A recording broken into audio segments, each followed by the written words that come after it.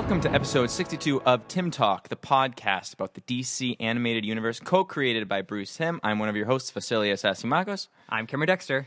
And you guys, good to see you, brother. How you doing? Yeah, good to see you too, man. It's nice to have like a real reliable host with me this week. Well, I appreciate that.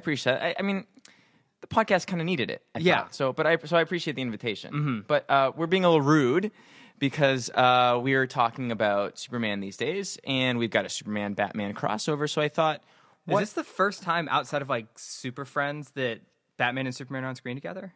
You know, I wouldn't know. There's usually somebody here that does the research for that kind of thing, I think. But I guess that's true. But that's interesting. That's an interesting question. You know, it might be. We do have somebody here that we could ask. We do. We are talking Batman these days, so we brought on a Batman expert. Yes. So I'd like to welcome to the podcast. He's a writer. He's a producer. He's a adequately funny guy. I think he has his own podcast.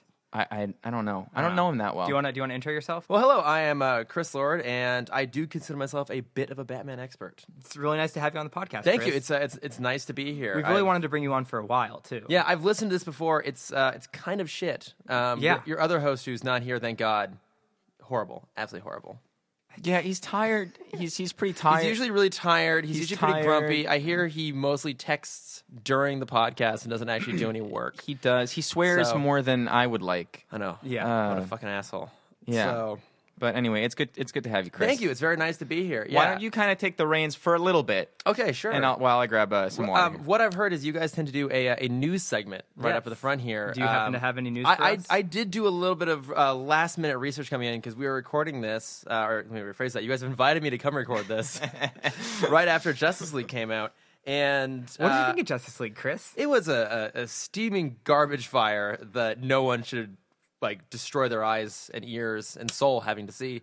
And it seems I'm not the only one who thinks that because it did not do as well as everyone had hoped for. It only brought in about 94 million domestically, and they were hoping for maybe 110 million debut. But the problem, of course, being that movie had a estimated $300 million budget. Was it the third highest cost film to date? I don't know that specifically. Someone told me that, and I believe them. You believe them. It wouldn't surprise me because I think it came in around 250 before an additional $50 million in weird, tonally off-putting Joss Whedon reshoots. Mm-hmm. I thought the movie was just fine. If you want to hear more about it, we have a crossover episode that's coming out. Did you think it was just fine? I thought it was fine. It's actually interesting because the last DC movie, the last of the new DC movies that I saw before Wonder Woman, the first and last was Man of Steel. Oh, so you missed the two stinkers. I missed all of them, and I love your podcast. You mean like the 4 1/3 stinkers that we've had? There's only 5 movies, and he named the other 3. Well, it's funny because I love your podcast, not just because I love you guys. What's your podcast now? I sometimes I just wanna reach through my car radio and be like, you guys, why do you keep watching these movies? And especially you. Especially you, Chris. I don't understand it because it's like, well, you have hope, and that's actually a very I'm touching your shoulder. Yes, I like it. It's very comforting. And I think that's actually like a very attractive quality that you have is that you kind of have this. Thanks. This it's mostly his hair, which I find frustratingly well coiffed every time I see you. You do have good hair. It's the perfect amount of I've learned how to style hair. I know. How to coif it. Even with it, like the back of it pushed down by the headphones, if anything, it accentuates the front and gives it like an extra bit of lift thing there, and it makes me just perpetually jealous every time I see you. Superman can jump right off it and take flight. That's basically what we're saying. Yeah. He's got some Superman hair right there. Right. Mm-hmm. But yeah, the Man of Steel was the last DC movie that I saw, other than Wonder Woman, which I saw. Well, Wonder Woman's the best. That's a little bit of damning with faint praise. And then Man of Steel is the second best, damning with even more faint praise. Man of Steel was one of the worst movies I've ever seen in my life. Oh. Well, you haven't seen Batman vs Superman or Suicide Squad. That's right. That's right. Justice and League. I think the the ceiling would keep getting broken. I think it's the opposite. I think it's like the equivalent of a movie scene where like a character falls through one floor and then he falls through the next floor and then he falls through the next floor. I think that's what it would be like. They keep digging themselves deeper. They keep finding a new low. And that's exciting. That's absolutely true. To see It's how exciting. Bad, Exactly. how bad we can He go. says with a sweet smile on his face, it's like an adventure, guys. Like how far into the depths of hell can we dive in? Yeah. It's almost impressive. But so what is interesting though is I mean it's always hard to tell when one of these major movies comes out because Chris, could you cut it short? We have to get to the episodes that we I came still here to have talk about. news, guys. Yeah, I'm actually getting us back to some news here. I'm using my my brilliant ability to segue here. You do have good segues, but you know what the problem is? You acknowledge them immediately after you make them, and then you kind of lose credit for them when that happens. Because we're idiots. So let me acknowledge my own segue right here and say that what I was getting to is one of the rumors circulating now is that maybe Batfleck is out. Totally fine with that. And did you guys see who's rumored to possibly replace him? Val Kilmer. Oh my God, wouldn't that be a crazy thing?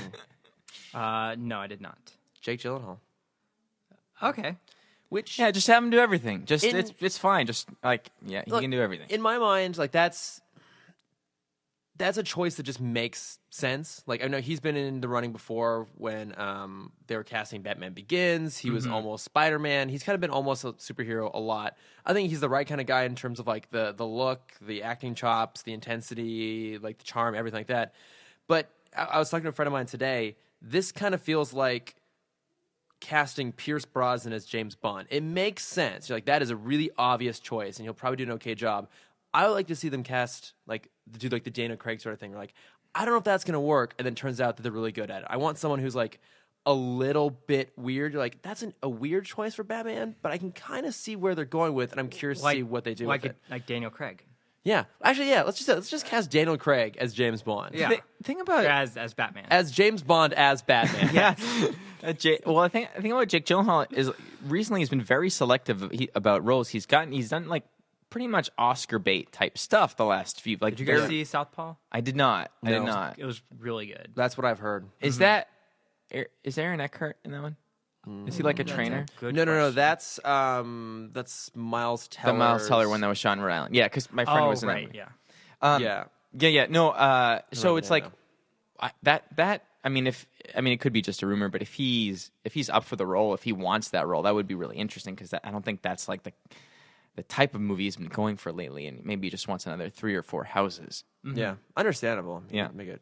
It's like you can make a shitload of money out of it, and I mean, it's not there's potential it hasn't worked well for Ben Affleck, so I mean, there's potential backlash there. But I don't know. I'm curious about it. Back Fleck. I just was stumbling my way through that. It's been a while. You're It's been a while. slowly losing your It's podcast. been a while. One other thing I just happened to see today is apparently there's talk about maybe making an R-rated Harley Quinn animated series, and that Margot Robbie may return to voice the character. Okay. Which would be, I think it's probably end up on the DC streaming service. Is going to do Titans and Young Justice. What would you guys think about that? I mean, I'm always much more open-minded when it comes to animation. So, I mean, I'll watch it. R-rated animation is always here's like a promo image for it. okay. It's kind of like Ralph Bakshi, like a little bit that color palette. Yeah, it's kind of a cool look to it. Like that warm browns and stuff. I'd be intrigued by it. Yeah, I mean, R-rated cartoons, especially like violent cartoons, I think are very niche right now. So it'll be interesting to see how they kind of open it up to like a bigger audience. Yeah, I don't know. It could be fun. Can you think of an R-rated cartoon in the past 10 years that's not like an Adult Swim? No, not really. Well, that Batman one that came out last year wasn't it? Yeah, it was a series. Though. Yeah, as a series, like it was a series. Oh, no, I got you. I mean, got we we get had Spawn in '96 or '97. Oh, I never watched the Spawn cartoon. HBO Spawn, and then we had Stripperella. Oh yeah, I forgot about that. Yeah, I mean Stan Lee's Stripperella. Sorry, Archer was Archer isn't R. No, Archer. I mean, Archer's TV MA, but yeah. I mean, it's weird. It's weird for them to say R-rated because that's if it's you a can't. television It's a series, TV it would be thing, yeah. TMMA. So I mean, it happens sometimes. It all depends on what they're trying to push with a higher rating. Is it going to be violence? It's probably going to be violence and sex. Sex, probably some inappropriate humor. Because I mean, in anime, that's a very common thing. You have like very adult anime that comes out, and like they do it fine. Like you definitely see the hard R action and why it is hard R, and I can see them tying that in a little bit to this, but I don't know. I'll keep an open mind. Yeah, I don't know. Could be interesting. I'm intrigued by it. I still have bits more news. Do you have news? I've been running. I have a piece of as news. your guest. I've been running rampant with the news here. I really Yeah. should leave it to you guys to deliver some of this. I don't know if you saw this. It was an article that came out last week that didn't get the praise not praise, but the attention it should have, I think. But Nintendo is finally coming out of the crawl space again and trusting a studio to make another movie. Oh, I did see something Oh, about this. yeah, I did And, see like a headline about that. Yeah, Nintendo is teaming up with Illumination, who doesn't have a great track record for animated movies. What did they do? That's the Minions studio. So Despicable Me 1, 2, 3, Minions, Secret Life of Sing, Pets? Secret Life of Pets. Yeah, I liked Sing. Sing was good. yeah, Sing was fine.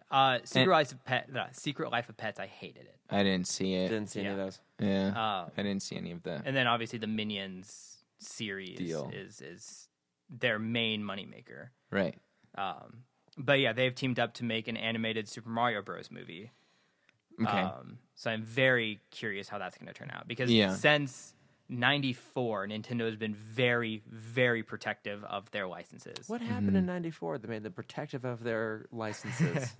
There's a great movie that Wait. came out called The Super Mario Brothers. Would you classify it as a good, bad movie? I just classified as the best movie in the world. There we go.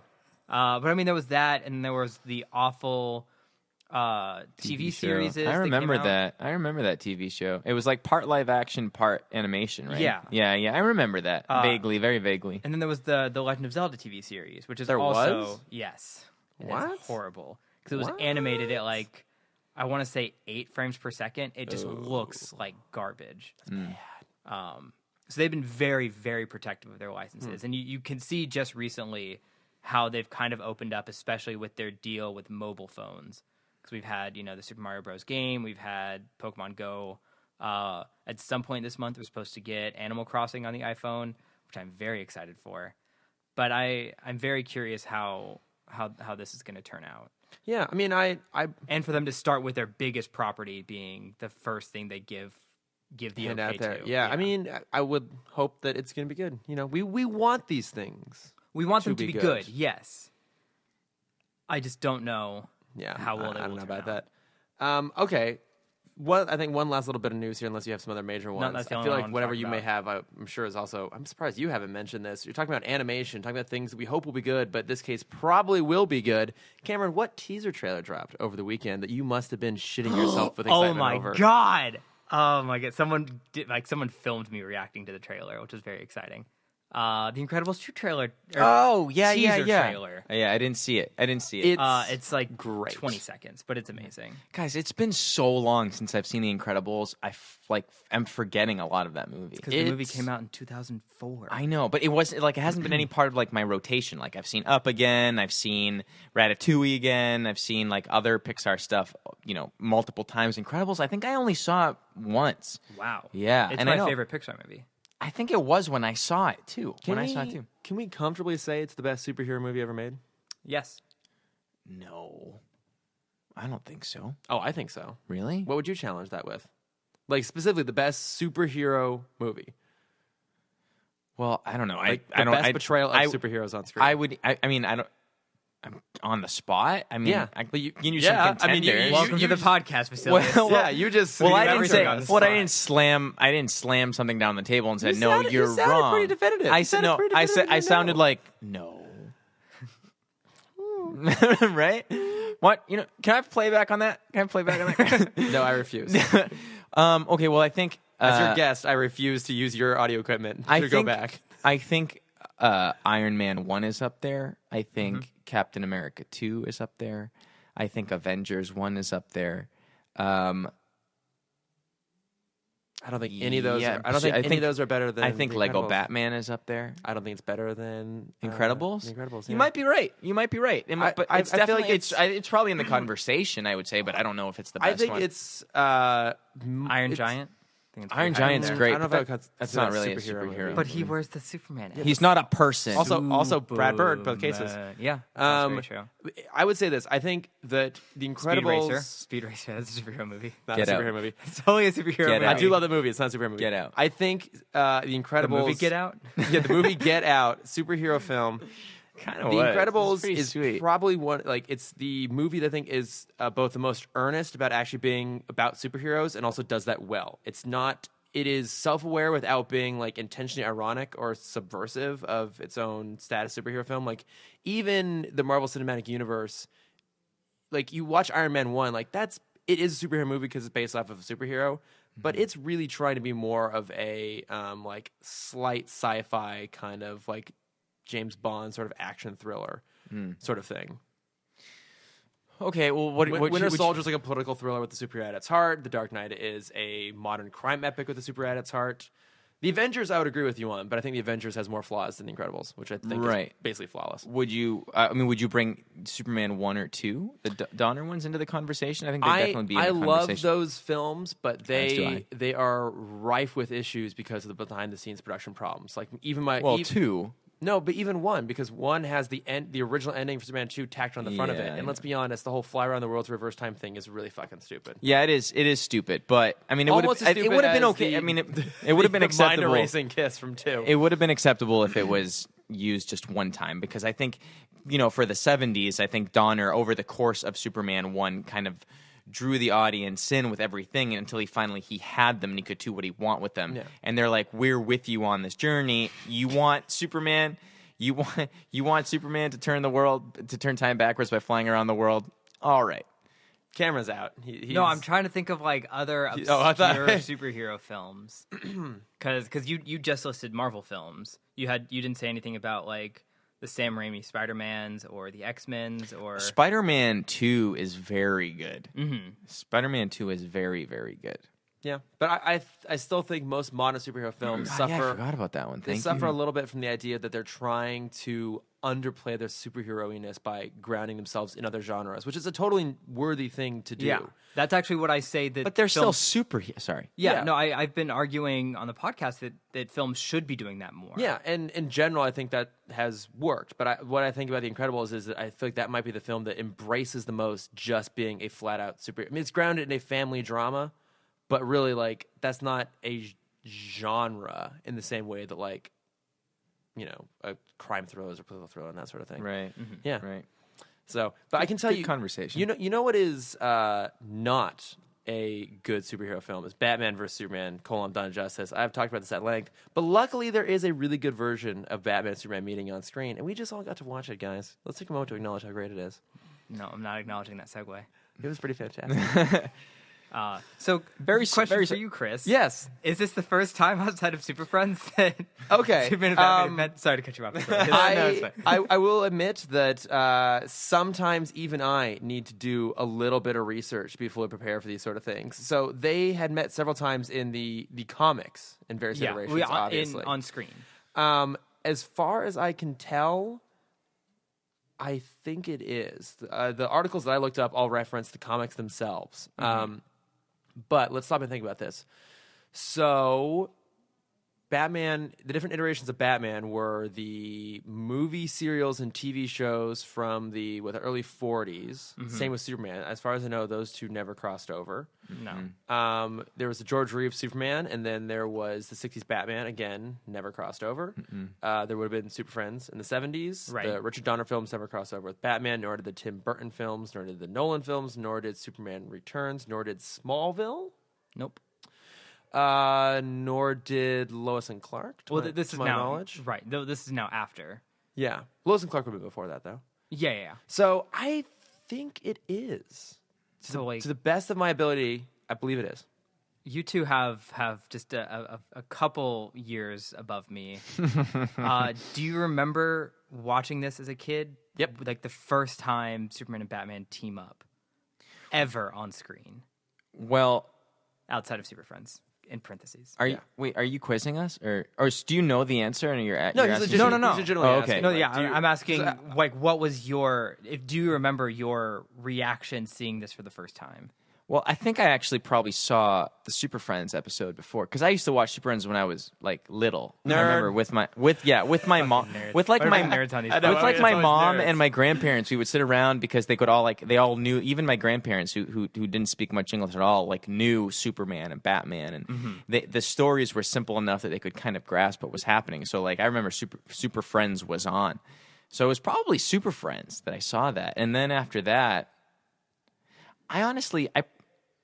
It might have been this, but it might actually have been Justice League that I saw before these episodes. Okay. Yeah. Oh, okay, interesting. Yeah. I mean, I don't know if I remember watching this specific arc when it aired, but I know I must have because a couple episodes ago we were watching a Superman episode, and I remember watching it when it aired. Right. Back I don't in 97, remember. So I remember none of this. yeah, because None of this. Like, but for me, this was my Saturday morning cartoons thing. Like, this is what I got up early to go was to sit down and watch Kids WB to watch Batman and Superman. Were you eating cereal? I'm sure I From the was. TV? Probably a lot of Eggos. Okay. Too, Oh, nice. I think would be the case there. Yeah. But no, I mean, I remember sitting down to watch these, and I know I've seen this a few times. I'm pretty sure I would have seen this when it came on originally, because then I also know that they like bundled together and released it as a movie. And so that was interesting because if you watch, especially That's right. Yeah. yeah, it was like Batman Superman movie. I don't know if they even include the world's finest title in it, but especially the first episode of this is basically the first act of a film. Yeah. I mean, it does really play Right. out in 3 acts and 3 episodes. But so we had seen it before. This was your first was time, my first time watching seeing it. Yeah. What were your thoughts going? It was great. I was trying to imagine, like, because the opening scene is Joker in a Superman episode. Yeah. And I was trying to imagine, like, a kid, like, if I was 11 years old watching this, I'm sure there were advertisements and commercials all leading up to it, like, letting you know that they were going to meet. Yeah, I mean, there would have been, but even then, like, I mean, this was pre-easy internet. Let's call it that. So it wasn't. There would have been some marketing for it, but maybe not a whole lot. I think it's Well, I really mean, still, like, commercials. yeah, probably some commercials. But I think to your point, there's probably a lot of kids who sat down to watch Superman, and all of a sudden Joker's there. Like, wait, Yeah, like, trying to, like, because I think it relates a lot to our Thor Hulk talk in the Ragnarok podcast of, like, what would the story have been if we didn't know that Hulk was going to be in that Thor. scene, yeah. Yeah. Like, that's how I was trying to think about this. Like, if I was going in and not knowing that Batman was going to be in this episode, I would have freaked out. Yeah, that would have been pretty awesome. But I love these episodes. There was no mention of Martha, which I thought was a very smart play on their part. Slam. There was Superman knew what kryptonite was, which was a good play Everyone on knew their what part. kryptonite Everyone was. knows what kryptonite is at this point. Yeah. So I do have a question about that. So, yeah, because in the opening scene, Joker steals what everyone thinks is a jade dragon, but is actually clearly made of kryptonite. So he knows that is kryptonite. He knows that Superman is vulnerable to kryptonite. He knows he can profit off of this. I have a quick dumb question. Yeah. My normal dumb questions. Jade sculptures, they're more Japanese, right? I don't know. That is not something I consider myself an expert in. Okay. Because they said this was carved in a Chinese province 30 years ago. Yeah. And I'm now just thinking, like, that doesn't sound right. It for might Jade. be. It might be. I could be wrong. They Continue while I research. They might have done that basic. But, okay, so amount of research. it makes sense to me that Batman would know this because Batman's the kind of guy who would be like, Superman has shown up. I'm going to learn everything I possibly can about this guy. This is exactly. something he would know and have the resources to find out. He's got files on everybody. He's got files on just in case, everybody, like including Tower of Babel. himself. That's right. That's right. But I guess we've had other episodes though where people seem to know what kryptonite is and what it can do. I was trying to think specifically. There was another one where people were aware of kryptonite. I don't know. I think we'll have to chalk this up to the same thing that happens in the Donner film, which is Lois Lane writes an article about Superman and includes in it, this is the one thing that can hurt him. But So they also, all of you know. But they also, at that point, they don't know that it's around, that it exists, right? In the Yeah. Donner film, they don't know that there is any actually around. That's true. It takes, Although it it's takes probably Lex to go out to Addis Ababa. right. Track that That's shit right. down. That's right. I love those movies so much. I know. God, we got to go back and watch those. Got to get him to watch them at some point. What? What? Were you just texting? No, Were you I was just trying to texting on find the if Jade podcast was more here? Chinese Huh? or Japanese. Huh? Are you paying attention? I am Are paying you attention. fiddling You're with the talking about soundproof the Donner material? episodes. Guys, the I'm Donner not movies. going to come and be a permanent host if you guys keep fighting like this. Yeah, it's fine. That's all we know how to do. What I didn't understand. Sorry to just completely change topics. Yeah, we do it. Is why How Harley had all that. You do it. You guys do it all How the time. Harley took a hat off and all of a sudden she has makeup on and all that stuff. Is that what you didn't understand, Cameron? Because I had some problems understanding that. was a little No, bizarre, I understand makeup masks. No, what I don't understand is why is Batman such a dick to Superman? Always. Oh, but Always. He's well. no, he Their totally first is. interaction is he flips him onto a table. Oh yeah, which So- I also yeah. Because I understand that he's trying to get his attention. Like he's trying to Yeah. be as big and loud as possible to get Superman's attention. And I was expecting like Batman to be like, all right, everyone clear out. I got to talk to him. But no, he's like, I know this is your city, but I'm gonna solve this because I'm Batman. You can't do anything about it. I will say that it is generally. Do you bleed? I will say only when he cuts himself with a Gillette razor. Yeah. I will say that it is generally Batman's strategy to always make the first move, right? Mm-hmm. Because in doing so, he can learn something about his, what we'll call him opponent in this case. I don't know if he's necessarily that mindset, right? But if you think about it, like, so if he goes to make that move, one that tells him that he can throw Superman, something he may not even know whether he could do or not. Now, there's an argument to be made that maybe Superman didn't necessarily let him, but wasn't like holding his ground because he's like, who the fuck would ever actually throw me? Right. I think that's more what it was. But it also it sets up a psychological superiority right from the beginning, which is you are a walking god. I just threw you across the room like I don't give a shit because guess what? I don't. Fine. I get it's fine. I Yeah, understand. no, I agree with you. He is a total dick to Superman, because I even like all the way through. Like, so he wouldn't. I guess he wouldn't know who Clark is. So even like their first real introduction is as Bruce and Clark, and Bruce just ignores him in favor of chatting up Lois. Yeah. right. I'm sure. Yeah, I'm sure he knows who Clark is, but doesn't care. Is more like it, right? He wouldn't know then because that's the whole point. Is he follows? Well, it's possible he knew ahead of time, but I think the idea is that he only learned who Clark was when he followed him with the tracker at the end of that first episode. Well, no, just like knows that he exists as like an entity, as like a writer, He might- for Yeah, the- he knows yeah. he knows Yeah. the person of the Clark. person of Clark Kent knows of him. I mean, He knows his mom's name. He Yeah, knows his sure. dad's He name. knows they share a mom name. Yeah. Yeah, Got some sympathy. because I really like. I think for me, the first episode of this was the best one. Really? Did you guys have a similar feeling? I like the ending the most. Okay. See, the like the kind of one-upmanship between the two of them, like him. The "you peaked" comment I loved. Well, no, that's in That's part one. part one. Yeah. Oh, yeah. I meant the first episode is my favorite of the three. That's Yes. what I was asking. Okay. Yes, I'm trying to remember part two now. Part two is The kryptonite. Okay, I say part one is the best. really? so okay, but Vasilios, you seem to have Yeah, a differing no. opinion.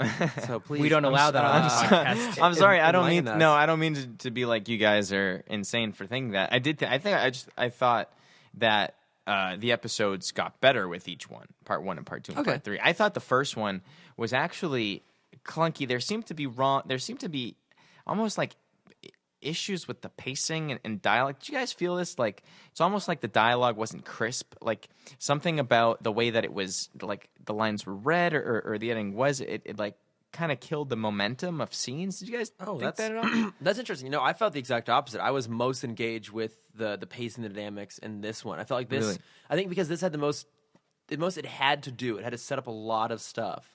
And so it never felt like it was dragging something out for me, which I Yeah. thought the other ones did that. I thought the other ones had some very generic. This episode felt like a Batman episode. The latter two felt like Superman episodes in the sense that they Really? favored kind of generic action sequences with occasional moments of character, more so than. Well, I think the episodes, all three of the episodes, as a whole, generally gave Batman much more interesting things to do in Right. terms of the actual plot. I think the first one, I don't know. I think the dialogue wasn't terrific. I thought some of the lines were pretty wooden. I think for some reason, Cameron, did you think that? Because I thought, like, I don't know, the animation did it look kind of clunky to you, and then got better? Because I felt like it did. Like almost the gestures didn't match at all what the characters were saying, and There were two scenes that really stood out to me. I think they were both in part one. That one didn't feel great, and the other one felt really good. And the first one is when Joker and Lex are in the limo together. Oh, I love that. The Mr. And- Clean.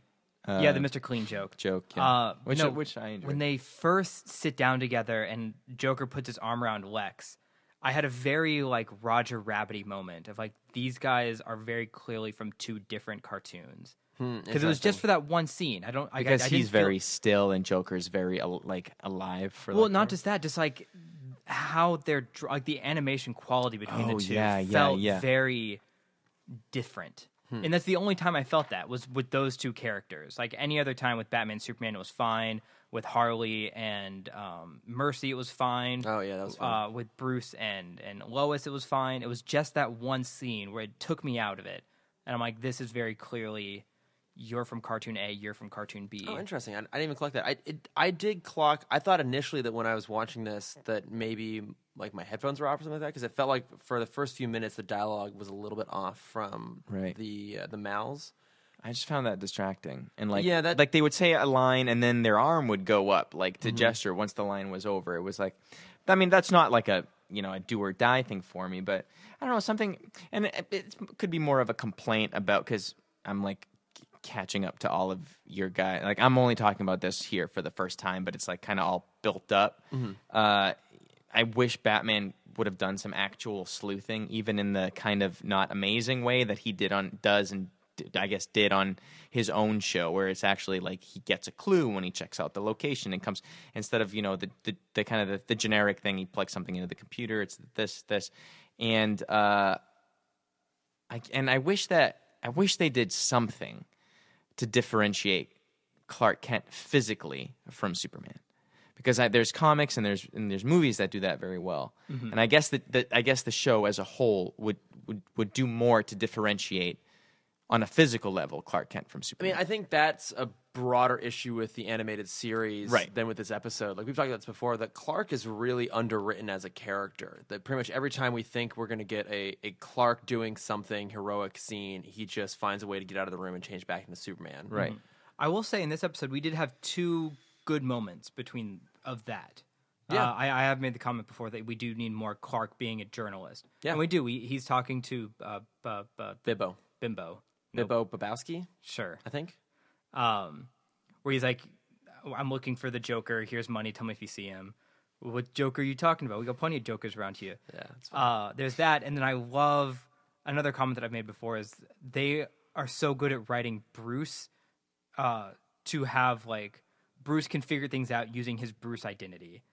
And it was a small moment, but it's just like when Clark goes into Lois's apartment, it's like, oh, I have news. And Bruce is already there. It's like, oh, please share.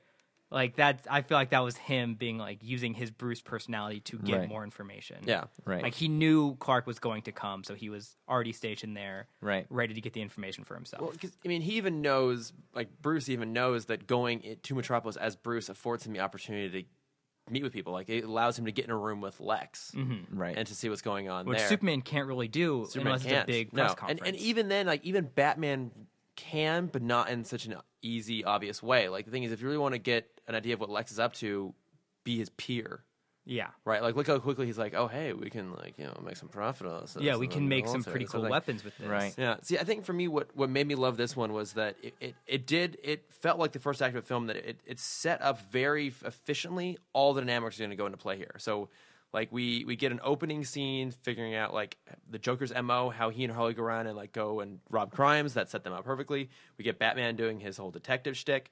We get Superman saving people. We get Lois kind of pining after him and not getting the whatever response she wants. So then when Bruce shows up, we understand why she's like, oh, well, this guy shows up here. Right. We get just the way though, the way that the Lois stuff was handled in this. I think the dialogue there was working. But The dialogue. Are you saying that they don't know how to write women? Again, nobody loves Dana Delaney more than me, as I have said the last time that I was on your podcast. And she does whatever she can with the dialogue that she gets. But it's, and I know all of these things are emblematic of a larger series issue. But for me, they kind of hit right now. So they might be more stark to me that I'm coming to it, but I still did think that the first one was the weakest, and the plot and the characterization and the action and how those all intertwined got better with each episode. See, I guess maybe that's the case. For me, the character moments here were the strongest. Like the interaction, every time there was a good character scene, there was always conflict in the scene inherent to the characters, right? It's like, so Lex and Joker have similar ends, but very different means, and they clearly don't like each other. I love how that dynamic played out. Like even the first encounter between Batman and Superman in that club, I really love that scene because again, Batman asserts himself as an absolute dick right from the beginning. Superman peeks at him, and then but that moment when Clark gets home and sees the signal, and Batman like several rooftops away just gives him that little wave, like, "Oh yeah, I got you." Like was good. I think why that works for me is because it shows how they're very, very different. The Superman still approaches most problems with his strength and his powers, and Batman is always smart, right? You could even say that one of the things he did is by throwing Superman, that got another reaction out of him, and that allowed Batman to place the tracker onto him. Like, only could have happened if they were in close proximity. If they just had a conversation at distance, sure, it wouldn't work. And like their conflict there makes sense because of how they approach the problem. They recognize they're still kind of on the same side. There's none of this bullshit about like, if you're even 1% of a problem, you're 100% of a problem, that sort of thing. Like Yeah. If there's even a 1% chance that he could be a problem, then he has to die. Yeah, that's exactly it. Like I mean, maybe just for me that final scene makes the whole thing great, but I really liked it overall. And I felt like as we got into the latter episodes, when I said earlier that this felt like a Batman episode, what I meant by that was it felt like it was written for characters. A lot of the Superman episodes we've been finding are basically just written to have overly extended, very generic action sequences. For sure. And I'm sure, does that hurt you guys? I mean, I know, Deep down in my soul, every time it does. I mean, sit it down to hurts. watch It hurts me. It hurts me just hearing you guys talk about it, especially having exposure to more complex, way more interesting interpretations of the character by different writers. And I do realize that like some of my favorite Superman comics were written after this time period, but there's still plenty of good stuff of Superman stuff before this. And again, like seeing. And because the episodes were more character driven, like you say, their interpretation of that character kind of saddens me and lets me down. I think I can kind of see that. I think Superman gets. I don't think they really know how to. In terms of like, in terms of both Clark and Superman. I think they didn't really figure out how to write Superman until Justice League. Yeah, you're probably right. Yeah, and I mean, you notice by the time we get to Justice League, they basically abandoned Clark as an identity. I mean, they did Bruce in a lot of ways. Too. Most of their identities they abandon. Yeah. I mean, we didn't even get confirmation of who the Flash was until the finale of Justice League, mind you. Is that when he does the like Clark Kent, Wally West, Bruce Wayne? Yeah, it's a great fucking scene. It's such a good scene. God, see, he's always so goddamn cool. Who says that? Batman. Says that because they have to go incognito to hide from the Thanagarians, and he's like, we need to take off our costumes. And one is like, well, I don't know, we have all our secret identities, and he literally just points at Clark, points at Superman, Clark Kent, points at him, Wally West takes his own mask off, Bruce Wayne, and like, let's roll. He's the only, like Flash is the one hit it. It's like, what? Bruce Wayne, everyone else is like, yeah, we like Wonder Woman already knew. I think most of the rest of them, Yeah. Kind of. I do want to say this is just like a dumb Batman thing that I'm sure everyone has argued about at some point or another, but he sees Clark already, and he sees Superman, world's greatest detective, can't fucking put that together without the tracker. Especially the way that Clark is in this. Yeah, because he's straight up back, big guy, handsome guy. Literally, all he has is the glasses. Yeah. Yeah. I mean, you could theorize that Lois maybe Lane, that's the stupid. He might have had like an idea. He may have already known, and because even at the end, like what that moment is, that's about showing Clark, I know who you are. You think you got the hand on me because you can look through my mask. I don't need powers to get the same kind of information. So even if he already had it, that moment was about proving to Clark who he was. But I did think it was interesting because like the way that episodes ends, like there's definitely tension between the two of them. Like Clark like crushes the thing. He's like he clearly does not like the guy. Sure. So I did find it weird that when they interact again for the first time in the beginning of the next episode at the Jelly Planet, knowing each other are, even when Lois steps away, they're weirdly chummy. Because Clark's like, oh, like any sign of like the clown, and Bruce's like, oh no, it's been 3 days, nothing. It's like, oh, that's like they felt weirdly like they had a good camaraderie, even though they hadn't quite earned it yet. Right. I don't know what you guys thought about that. I don't know if it was camaraderie. I think I do agree with the point that, like, they seem to be kind of willing to work with each other so early on, but there still seemed to be tension. I think it's kind kind of going. I don't think I brought this point up yet. I feel like Superman is more willing to work with Batman than Batman is with Superman, because he's the one that initiates the conversation of like, where are you on this? Like, he's already ready to have this team up. That's true. Yeah, I think it's good putting. I think Superman is willing to team up, and Batman's willing to use Superman. Yeah, because at every step you see Batman just wants to disassociate himself with that. Even when Superman thanks him for like helping save Lois.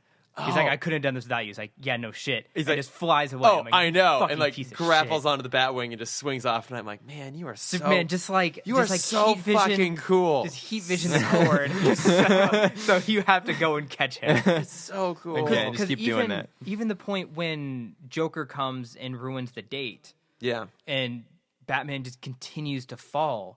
You expect Superman to come. And I feel like Bruce expected him to come. Yeah, I had a note there, like, where's doesn't. Superman? Like, it seems weird that Superman can hear, Lois he was waiting at the very from bottom. Antarctica, but yeah, he's not there to catch her. He's like standing up underneath, like he's just enjoying the I view. think that's He's as by Clark that watching much. it. Yeah, that's. I had a big problem with that scene too because I like the Joker just showed up there and he went after Lois, so he still is following through on his plan. That makes sense. I thought it was really dumb that they just like were doing like the old like cowboy shoot at Bruce Wayne's feet sort of thing. Like, Yeah. and it's, I got the idea that okay, maybe they weren't trying to, maybe they were actively avoiding trying to kill him for whatever reason, but then he just falls over the edge. But and I don't then once think- he falls over the edge, they still shoot at him anyways. But I don't think so, because that's what I thought too. I'm like, all right, they can't all be this terrible of shots. They must be missing on purpose. They might be doing that as the Goodfellas thing, right, where they're shooting at the guy's feet and like make him dance or whatever. And he actually does look like he's dancing. It looks very silly. But then the Joker says, make sure you see Straight pizza, yeah, it's like or whatever. Again, I was same with you. I So- was trying to like maybe give them the benefit of the doubt. And that's clearly not the case. They're just all really terrible shots, and They all have machine guns. yeah, It's not machine guns. Yeah, so I think it's part of the reason why I like the first one so much is that I didn't feel like that there was any of those like glaring like this is a really like nothing. There's a lot of points in these later episodes that feel like they're kind of contrived. Like, I do have an idea, playing devil's advocate, which I do so how well. dare you? I don't care. Joker knows Bruce. Bruce and him have had interactions before in the animated series. He's had him at gunpoint, I feel like a few times I was at this trying to point. think of when that happened. 'Cause I agree with you. That seems to ring I know some sort of one bell. episode but they definitely did. you ever remember when? I don't remember either, but I know there's one episode specifically. God, I really wish we had a Batman expert here who knew these sort of things. I know. 'Cause Well, you're our guest, and you're really letting us down. shit. I feel like Joker has some kind of, I don't want to say respect, but I can't think of another word, where like he doesn't want him to die an easy death. Like getting shot is a boring death for a man as powerful, especially in Gotham, as Could Bruce be. Wayne. Yeah. So if he's going to die, he's going to die the Gotham style, full of fear and by Joker's hand. Yeah, that's Like true. that, a gunshot And- doesn't do that Yeah, for him. and Joker is an opportunist, right? So even if he didn't intend to kill Bruce, the fact if Bruce goes to the edge, like, well, he's dead. Make sure he's dead at this Yeah. point. He's not going Right, to right, oh, right. what a waste. Like, Because even when he gets on the ledge, Joker fires 2 or 3 shots, and he's like, yeah. I did my job. He's spooked. Yeah. He just, I had my fun. Now I'm done with you. Yeah, Now he- you're boring. he's just kind of mad about it. Yeah.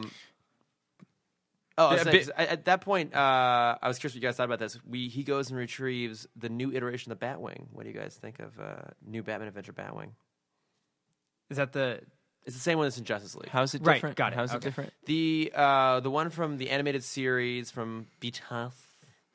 BTAS. Thank you. Yeah, it was more like an Fist bump. Yeah, it was more like Audio, can we get the... There we go. oh, there we go. We got it. Hurt. Yeah, Cameron just hurt himself fisting himself. So in BTOS, it looked a little bit more like the '89 Batman Batwing in the sense that it had the very pronounced like ears in the front, and it was kind of this. But this was a more angular version of that. It's cool. I think simpler is usually better. Sleeker, simpler is usually Yeah. better. It was fun. I really like I don't. the Batwing. I don't have much of an opinion. I didn't notice the new Batwing, but I did notice the new Bat Glider, which finally Yeah. makes sense. Yeah, the old one never made any sense. As 'cause it was opposed to just it was being a literal normal This is- glider yeah, that this could is just... Okay, the a back jetpack. glider. The back glider. Okay, so Batman hates guns, but he is not opposed to rockets Yeah. launching Completely everywhere. This this is an issue that happens in many iterations of Batman. I mean, but it happens here even. Like the Batwing. Did his parents get blown up by a rocket? That's I don't true. think so, Yeah. Vasilios. Or his parents hitting like the a tank face shows of a up in the rocket alleyway. Yeah. What if they were hit with like a boomerang or a batarang kind of thing? Uh-huh. I think he would be totally open to guns and just have a big hatred towards Australia. That's called the punishment. The Punisher. Yeah. Is what that's called. Yeah. Yeah, but the Batwing, a lot of his stuff. I had to know about that too. I'm like, this Did you seems a guys little weird. catch the "I'll be seeing you" reference? Remind us. I was hoping you guys remember the exact time, but somebody said one character says to another character, "I'll be seeing you." Maybe it's Bruce to Superman. Batman to Superman. Is that a callback to Donner? It's a callback to a movie because I'll be like, let me write that down, look it up later. And it's a 1944 movie about secret identities. There's a man who is a war vet, traumatized war vet, and he is hiding that from the woman who is just out of. She's a convict just out of prison, but they're trying to keep each other from knowing that about each other. So it's about secret identities. So it was homage or reference that's to cool. that. Yeah. I had no idea. Yeah. That's cool.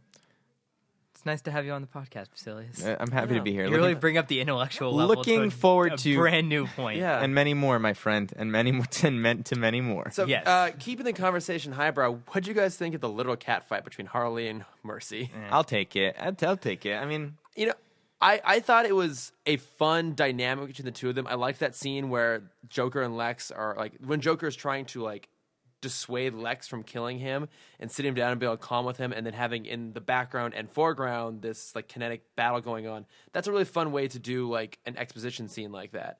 The only issue I had with it was there was an actual literal cat fight sound. Yeah. At some point in there, I'm like, okay, now like I heard that this too. is a problem that we've talked about a lot on this series. What is that? It's not always the best show in regards to women, and they're often treated in a pretty stereotypical manner.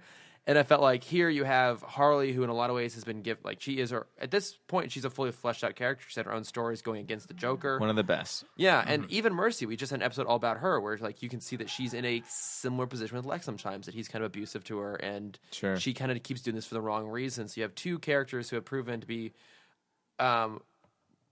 inherently associated with male characters, but also distinct in their own right, having an actual cat fight. And I was like... I felt like it was super very excited about this. uncharacteristic of Mercy.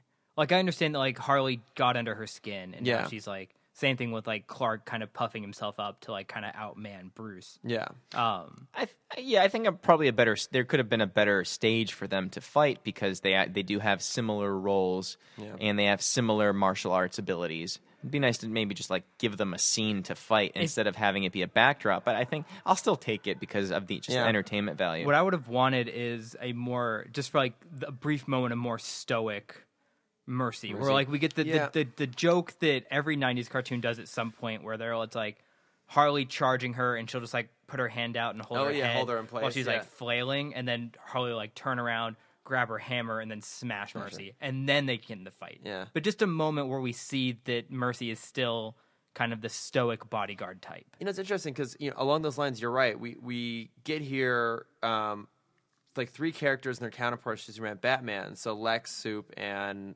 Mercy against Joker, Batman, and Harley. And if you look at it, the latter three are all unhinged characters in a lot of ways, and the former three all are very like straight, linear, logical characters. And I think that's maybe one of the things I found most fun about this was that I felt like the Joker was the most serious threat to Superman yet we've had in a Superman episode because he doesn't know how to deal with him. I wrote that down in my notes. That Superman has never had a psychological villain. No. Outside of like Toy Master's the closest he's gotten. and we've talked about it. He's like the best villain we've had so far. Yeah. So like the moment when because Batman's or Lobo a little bit too. I wouldn't say Lobo's psychological. No, but he's just he's crazy. He's a little unhinged, right?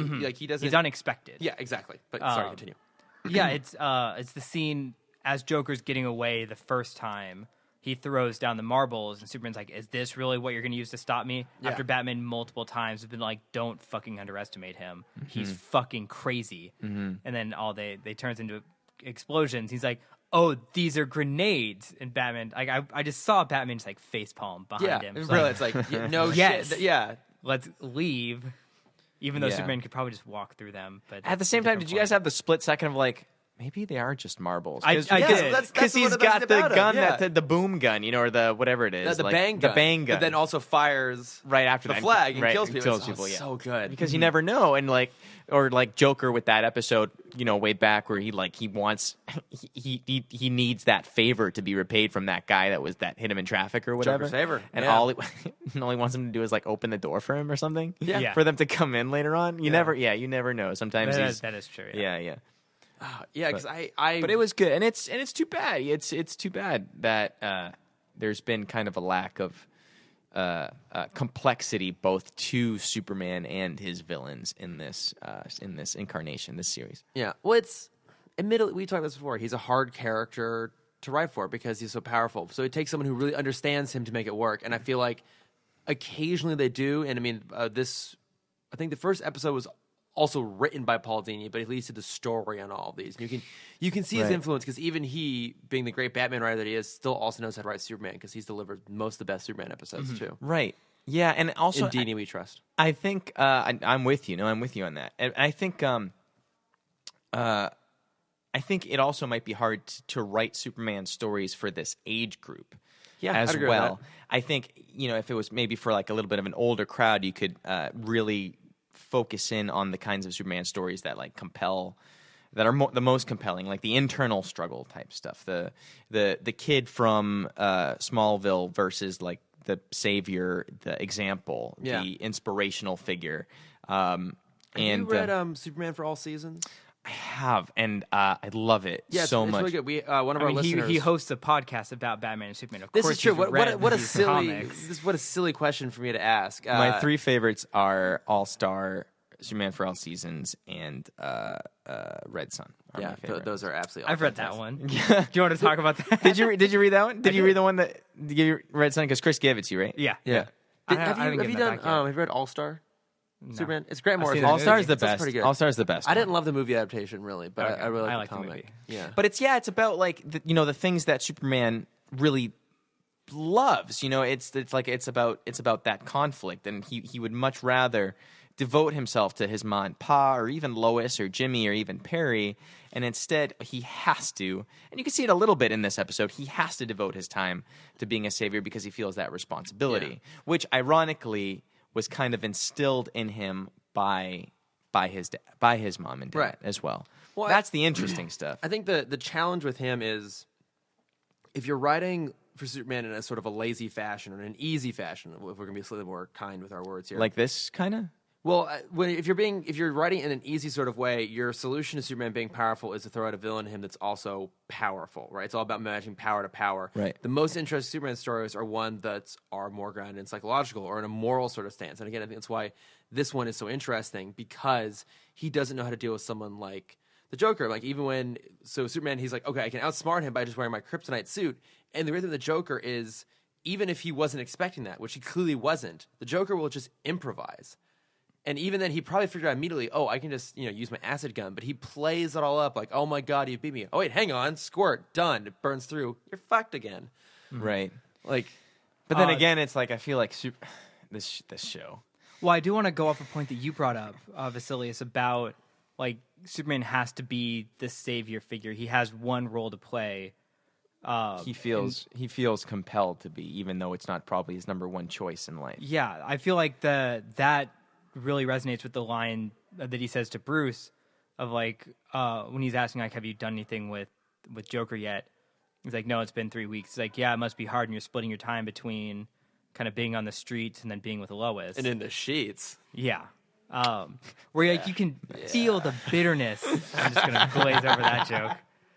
Where you can feel the bitterness of like, he feels like Batman isn't trying hard enough because he is spending time with Lois. And I feel like you can feel that like, Yeah. I could be with Lois if I chose to not be Superman full time. Right. And there's that great scene in Superman for All Seasons where it's he just, you can see like there's traumatic event in Smallville, and Superman just like he goes quiet. Yeah. He just really retreats into himself, and then when he comes out, he's like, I I have no choice but to do this. I literally have no choice. It's like the choice isn't even mine. I have to do this because I have these abilities. So it's almost like the choice is taken away from him, which continually adds conflict to every single day of his life, which I think is super interesting to mine, which is reflected a little bit in what you said. Yeah.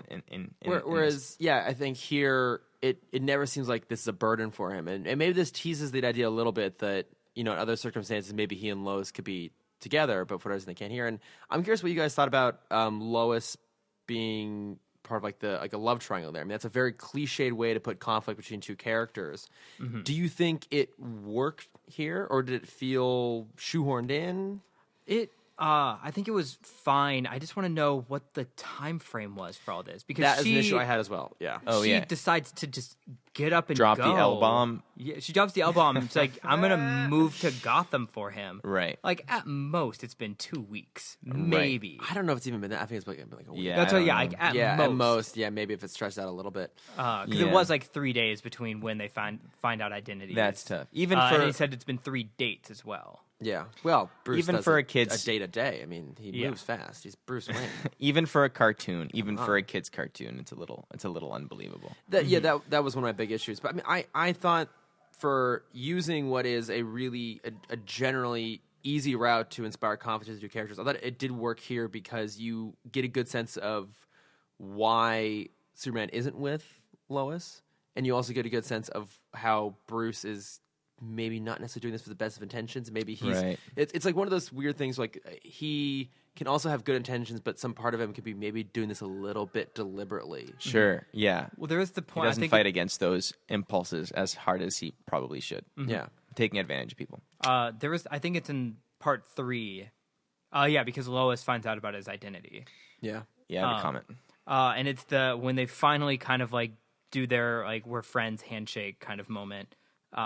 Where they're like, oh, it'd be great. Like, she loves one part of both of us. Yeah. Like, wouldn't it be great if we could just, like, combine those two somehow? Can't mix and match. Yeah. Too bad we can't mix and match. Yeah. I think that's kind of like a point where you do see that Bruce does kind of have feelings for Lois. Sure. Of like, I think he does genuinely care for her. Mm-hmm. I think the problem is, Chris, I don't have a problem with the love triangle at all. I think that's cool. I think we keep hearing about Lois being this person that's worth all of this attention, but we never actually see it. If they actually wrote her in a way where she was like, I keep referencing other comic books, but you have like Atlas and Samson and everybody like in the. Yeah, vying for her hand because she's this and Superman, of course, because she's this unbelievable character. She's smart, she's dynamic, she's powerful, and we don't see any of that as nearly as much as we should. So if she was a compelling character, then I would buy it. Yeah, no, I'd agree with that. She's just what medium did Alice and Samson appear? Because I know I've seen them before. Was it All-Star Superman? I just saw it. I was talking about the comic All-Star Superman. Okay, I think they also make a brief appearance in the movie. I'm sure they do. Because I remember seeing them. It's one of the labors of Superman, one of the 12 labors of Superman. Okay. He has to deal with them. Okay. Yeah. Then, because I keep remembering their animation style, and I keep thinking it's from a Justice League episode, but I think I brought that up, and he said it wasn't. It's just such a bummer. It must be from All-Star Superman. I think it's probably from All-Star Superman. It's such a bummer. But referencing that moment that you talked about, I was kind of thinking about that. It seems that Lois actually, and this might be part of her, like her tragedy, is that she's into the alter egos. She's because Batman is really Batman, and Superman is really Clark. Yeah, and she's into Superman and Bruce. Yeah, which is interesting. Which is she likes the fantasy man. Yeah, yeah. Tell me all. Yeah, that Legolas. That nice fantasy man. If you guys didn't know, I host a podcast called Tolkien Takeaway. It's good. Just all watch it. It's my favorite podcast. Yeah. After this podcast. This might be true. How did you guys feel about one, Lois finding out who Batman is, how it happened, and also what her reaction was afterwards? That really took me by surprise. that she found. What element of the asked 3 questions? What part of it? I thought that scene was awesome. I thought that scene was probably the best action scene. Wouldn't you say? The fight scene in the Daily Planet. I hate those fucking robots. They're so. It was stupid. interesting that it's That's the an same homage robot too, though. From To Fleischer. To Fleischer. Is it Fleischer? It's It's Fleischer. Yeah. Oh, Fleischer. Okay. Yeah. If his name had been Fleischer, we would have had far more crash jokes. Oh yeah, I forgot where I am. Yeah. The lowest hanging fruit of comedy. Dark Wally, as I like to call them, like when one of them like escapes to the highway and. Oh yeah, I really like them. They're so they're the same robots from the Lex kidnapping, the Lex Brainiac episode. Yeah, very similar. They're very similar. I mean, that's the thing is that the vast majority of Superman episodes has some sort of stupid ass robot like that that's there just because they need a plot device to make things a little bit more challenging. But I think this one. In this example, it actually did a good job of kind of doing that thing. We're in a Superman world. We know there's going to be a big robot at some point. Let's make it. It felt a little bit lazy. It felt like they were adding that in there to fill in conflict and to fill in forms of antagonism. I think the only thing I liked that it did was when they taped Mercy to the side of it. Spun around. So that he couldn't hit the robot, which I'm also like, well, Superman can move faster than that. So that was interesting. Is this an issue? The big slow wind up to that punch, yeah. Yeah. Clever idea, not necessarily the best. No, also, I will say I did like when Batman leaves, or Superman's like, no, you go ahead and go after the plane. I'll take care of this. Because the thing is, Batman's not going to be the guy who's like, no, let me stay and help. He's like, fine, I'm going. Mm-hmm. And that I already made that decision on my own. Yeah, I'm not doing this because of you. Oh, sorry, I was already at the door. Thanks, buddy. Bye. This was my decision. I'm Batman. I did like that. I put this idea in your head. I'm Batman. I Batceptioned it. I liked that there was a kryptonite and then Superman's solution, which was like, I thought that was a clever use of like, oh right, it's a Lex building. He has all these lead-lined walls, and it works in his favor. He gets trapped underneath it. That's how he can like actually destroy the kryptonite. I thought that was actually pretty. Yeah, that was cool. That was clever. But again, I wish he would have come up with some sort of, because it seemed like he didn't, come up with that idea. It seemed like there was a big segment of the wall in his hands, and he's like, whoa, blah, blah. Instead of just be like, wait a minute, you actually see him processing. Wait, the walls have lead. If I use the lead, I can grab this thing and I can use this to push it back, and that kind of thing. Like, you know what I want? Do you remember Jimmy Neutron? No, I didn't really watch him. Okay, he has a brain blast. The camera goes into his ear, and you see his brain putting all the pieces together, and then it zooms out and it goes brain blast. Yeah, I would love for that to happen with Superman. Right, but the equivalent of that for this cartoon, no, is just that exact thing. Okay. Yeah, goes inside Superman's ear. You see all the pieces: kryptonite, lead, Lex, wall in hand. The neutral space is all cornfields. Yeah. Superman is the son of a scientist. He's a naturally curious guy. He can do this kind of stuff. He has the intellect. Why doesn't he use the intellect? Why does he just pound stuff into pulps? That's what I'm saying. Playing devil's advocate one more time. You don't get one more time. I get 3. You used 3. I used 1. No, he's used 1 already. To play devil's advocate here, he's only used 1. To play so far. devil's advocate here, you can't actually comment on how many times he's actually used that. This episode. This is number 2.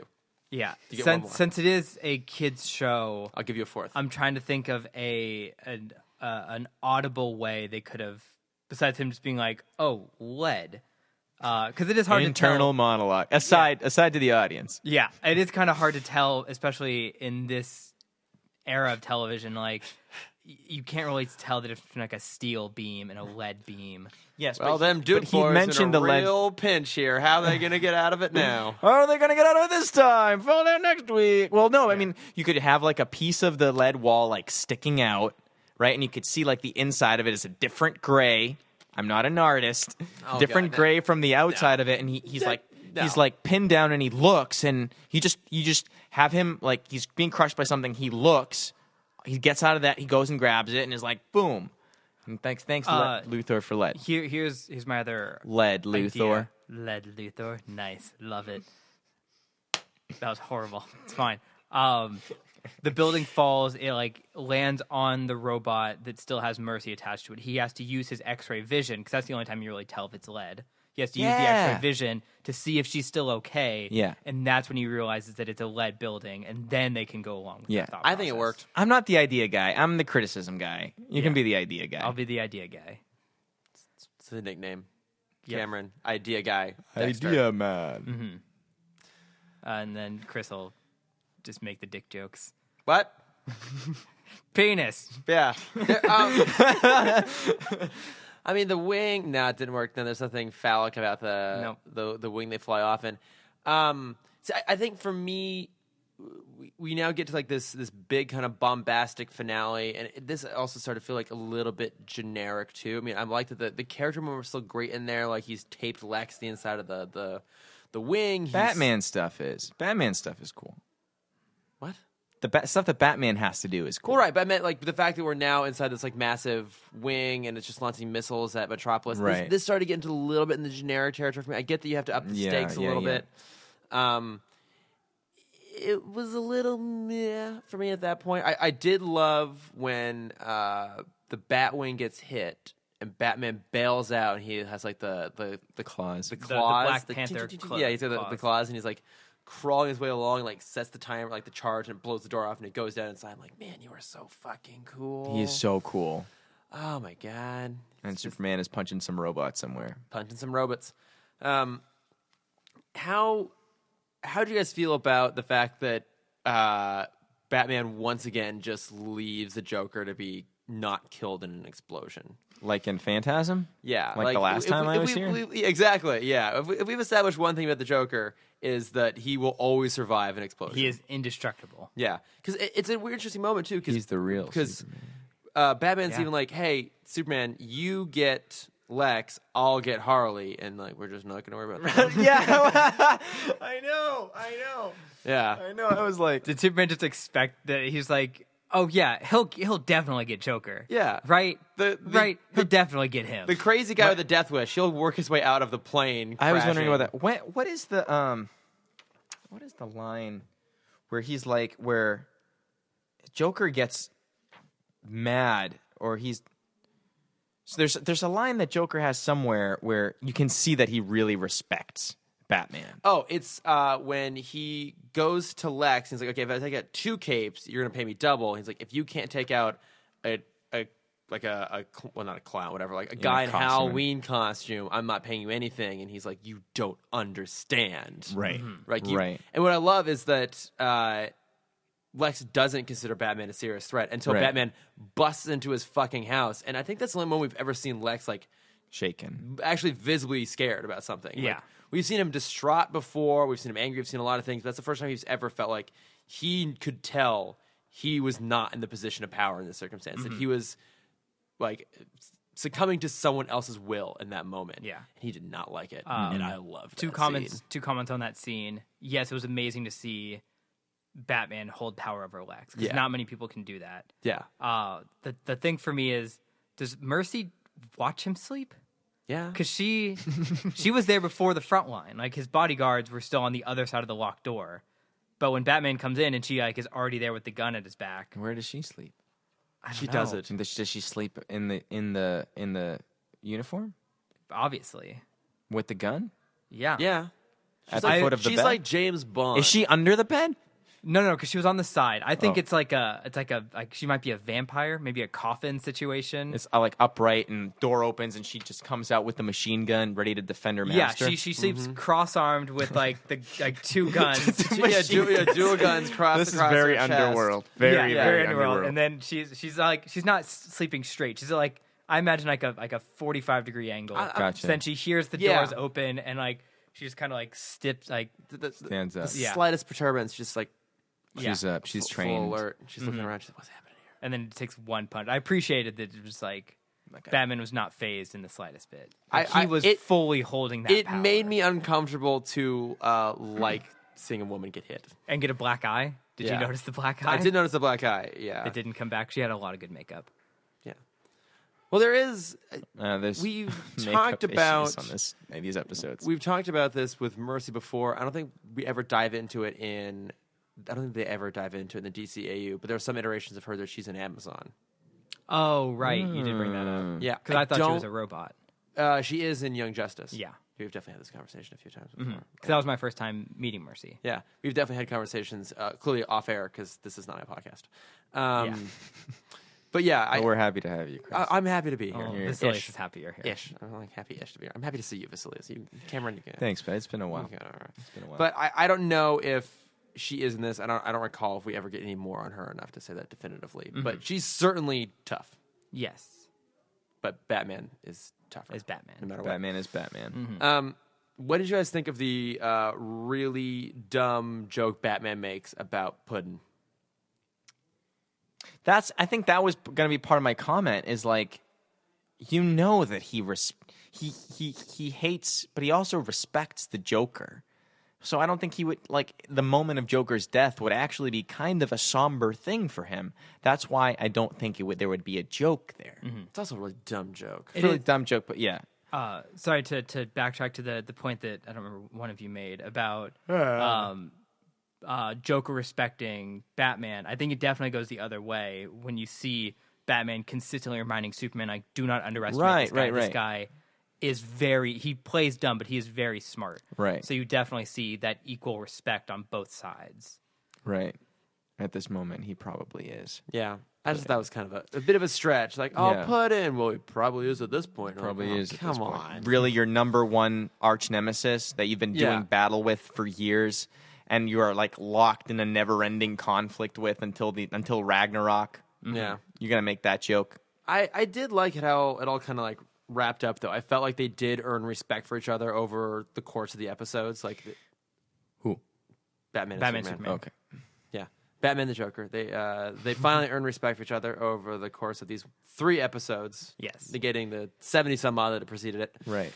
No, but like, you know, again, I think there was a bit of a leap between the first episode and the second episode in terms of their antagonism, but I felt like over the course of it, they did have a bit of a back and forth of like, you know, Batman saves Superman saves Batman. Batman actually does acknowledge, like, he's out of the costume, and I think kind of helps. He's like, you know, thank you. And, you know, we're talking about like whether he actually had feelings for Lois. You do kind of get the sense that he does feel bad that he has to go immediately back into the fight.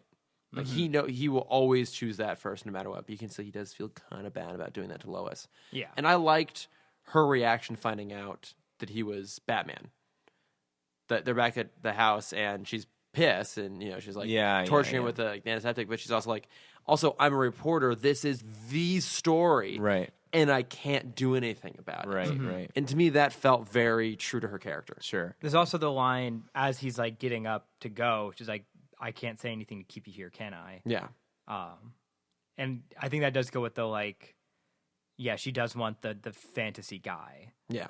But yeah, that's all I have to say. Although the dialogue at the end, I mean, you guys are good with it? You guys are good with the dialogue at the end? You know, to be honest, at that point, for me, it had been a pretty consistent downward slope in the first episode, so I wasn't really paying as close attention to the dialogue. I mean, it was just like, don't forget. I know. You better take care of her or whatever it is. Yeah, I don't remember. I know where you live. live. You better take care of her. It's like when he says to Superman about the woman that Superman loves in his own city is always kind of, it's like when somebody, it's like when a friend of my girlfriend's, we've already been dating for months and months and months, over a year. Like a friend of my girlfriend's will say, you better take care of her. And it's like, What do you think I've been doing for this past? I'm just like abusing her in the shadows. We're here. Yeah. We're here together. I'm holding her against her will. Yeah. But I mean, Yeah, it's that kind of What dynamic. I would have wanted, because when he said that line, my brain didn't go to Metropolis. My brain went to the Fortress of Solitude, and he would have like flinged like he would have had like a drink in his hand and says that and like flinged an ice cube at him. It's like, I know where you live. Yes. Like that would have been kind of interesting. It wouldn't have fit the Idea, tone man. at all because like I know even where think you the go to jerk off in the cold. Yes. I know about your pet polar bear. Yeah. Found a dick joke. Found a way to get it in there. Thank you. How to Thank do you. it. We needed it. Yeah. That's why we brought you on as a guest. Yeah, that's all I'm here for. It's Batman expertise and shitty dick jokes. I'm trying to think any other major things worth talking about. There was a point that just like really, there were 2 points that really blew me away with animation in these episodes. And I think they were both in part 2. Okay. The first one is when Batman is coming in to save Lois and Superman from the warehouse. He's coming down the stairs, and there's a goon. It's a very brief, like 3-second Oh, fight. he's like firing. He's like dodging back and forth. Well, it's the scene directly after that where you see, they're just like kind of, they're small animated, but you see the, like him punch and kick the goon, but then there's the giant shadow silhouette of him doing that. Yeah, it's and pretty I good. loved that moment. Pretty solid. Then the second moment is with both. They did it reflecting on both Joker and Lex as he's after he got away from the first explosion. They're in the hideout, and Joker is yelling at Harley. She says some dumb, like, "Oh, you should get something to eat." And he's like, "I lose my appetite after losing $1 million or $1 billion deal." They put so much extra detail in his face as he's yelling at her, and it was like, usually with this style, because it's such a minimalistic style, like that, it would feel like odd, but the way they did it and the way they animated it so smoothly, it was really nice to see. Like, you really see that expression, and that was perfectly reflected when Lex was yelling at Joker. Joker was now with a more minimal style, and you see all that expression back in Lex's face, and like that just really, like, I really appreciated that extra little moment. Mm-hmm. That's all I have to say. No, I mean, thanks for listening to the podcast. Yeah, right. I still think this is one of the best interplays between Batman and Superman out there. And I'm going to include the comics too. And obviously, there's a lot of stuff that I haven't read, but like in my mind, the stuff that I have that I think is great is it's Public Enemies, which I think I mentioned to you recently. Have you read Public Enemies? So there was a run in the early 2000s, I want to say, of like maybe like mid 2000s, like Batman Superman comics. And so the first collected volume was called Public Enemies, and it was adapted into I think also called Public Enemies. It was a half movie. No, it was a full movie. It was a full movie. I thought it was a two-parter movie. No, it's a full one. Okay. So in it, Lex is president, and it's discovered that a massive kryptonite meteorite is heading towards Earth. And he basically has been going mad for years because he's been carrying kryptonite around with him, and that's like started to fuck with his brain chemistry. So it's a little forced, but basically he issues an arrest warrant for Superman because he's wanted for questioning as to why there's a giant piece of Krypton heading towards Earth to kill people. And of course, Batman steps in and helped him and also becomes like a wanted fugitive. But what ends up happening is that a whole bunch of heroes who for various reasons have associations with the U.S. government, like Suicide Squad, that sort of thing, are basically tasked with bringing the two of them in. And so it's Batman and Superman on the run from their own allies, trying to take down the president, who's Lex. And he ends up putting on the full like armor suit and getting to a big battle. And there's a lot of really great interplay between the two of them there. You've read Hush? Yeah. You've read Hush? I've read Hush Returns. We've had this talk multiple times. I'm just going to keep leaning back in my seat while you guys talk. I'm just going to not bother talking anymore. So Vasilios, you've read Hush. I love Hush. That Everybody is a great fight between Batman and Superman. Yeah. And I think because it actually gives a good justification for it, because Superman is being controlled by Poison Ivy. By Poison Ivy, which yeah. I forgot this, but when I was doing a little bit of research on this, I'd forgotten, but apparently in The Batman, the same thing happens. In the Batman animated TV show? The animated TV show called The Batman, yes, when they meet together. I think actually Tim Daly came back again to do the voice on that. And of course, Dark Knight Returns. Yes. Right. Also, another, when... I've seen and read that one. All right. You may continue. I read that one. Okay, thank God. I was Yeah. I was very like, I've read The Dark Knight Strikes Again. Oh, Lord. No, I've seen that. I saw the two movies. I never saw the movie. They're actually pretty good. Worth I like watching? them. Yeah, I think they're worth watching. It's one of the best adaptations, I would say. It was right when Yeah. they switched voice actors, because I guess War was the first time. brought in the new guy. Jason O'Mara. Yes. Yeah. Well, in The Dark Knight Returns is Peter Weller, Okay, then aka Batman. RoboCop, Oh, right. Yes. the original RoboCop. Yes. Okay, so I did have an interaction with him at New York Comic Con. Sorry, at what? New York Comic Con. You had a weird pronunciation of that. It was like, you know how people say gnocchi? Like, that's how you said New York. You're like, New York? It's one word. Yeah. Us locals use this as one word. Us New York locals. It's called New York. New York. New York. New York, New York. I'm not going to bring this right. Never mind. No, please, go ahead. You saw Peter Weller. Give us more reason to berate you. Yeah, it's New York Comic Con. It was stop giving me that look. You could go up and ask questions to the voice cast, and I remember in there like you can get prizes if you ask a good question. Yeah. So I just go up and ask the generic like, oh, what like series or movie or comic did you use to really inspire you to kind of take over this as the voice role? Blah blah blah blah blah. And he gave like kind of a very pretentious answer of like, oh, well, I don't want to copy anyone else, so I don't read any of the comics, or I didn't watch any of the stuff. This was all me. Was that Peter Weller or Jason O'Mara? I think it was O'Mara. Okay, yeah, because Peter Weller is a crackly old guy. Okay. Yeah, it was definitely O'Mara. Yeah, sorry, it was War then, was when I had, because it was 2012. That's a way to get the fans on your side. Yeah. Yeah, I know, right? For sure. That's what I felt. That's how I felt about that. I'm like, you're here to talk about the movie, and all the fans here to listen to you talk about the movie. The fans will forgive you not knowing anything about the character going in. Yeah. But they will not forgive you for not trying to enmesh yourself into the culture. Yeah. So everybody loves Mark Hamill so much because he was a huge sci-fi nerd that got cast as the He's also just the best. Yeah. Oh God. Yeah, but I think I think Hush is one of my favorite. It's weird that I've said this before. Like, have you read any of Injustice? So the Injustice is the video game, but there's actually No, I've just seen some of the cutscenes. Okay, yeah, I've never played any of the game, but the comic I've talked about it a lot. The comic is surprisingly I just saw it in excellent. Meltdown as I was walking down in here. Considering that it's based off of a Mortal Kombat rip-off video game starring the Justice League characters, which actually apparently the game in itself is a really good story, but the comic it's a great game. Yeah, the comic is like one of the best versions of like, the Batman Superman dynamic. Yeah, because in that Superman.